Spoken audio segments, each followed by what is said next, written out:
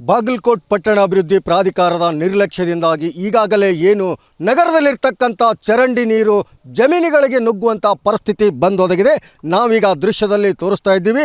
ಏನು ಬಾಗಲಕೋಟ್ ಹೊರವಲಯದಲ್ಲಿರ್ತಕ್ಕಂಥ ತೋಟವೊಂದರಲ್ಲಿ ಇಲ್ಲೇನು ಕಬ್ಬನ್ನು ಬೆಳೆದಿದ್ದಾರೆ.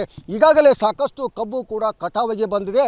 ನಗರದ ಡ್ರೈನೇಜ್ ನೀರಿಂದ ಈಗಾಗಲೇ ಕಬ್ಬಿನ ಗದ್ದೆಗೆ ನುಗ್ಗಿದಂಥ ನೀರು ಕಬ್ಬನ್ನು ಪೂರ್ತಿಯಾಗಿ ಹಾಳು ಮಾಡಿದೆ. ಯಾಕಂತಂದರೆ ಈಗಾಗಲೇ ಕಟಾವಿಗೆ ಬಂದಿದೆ.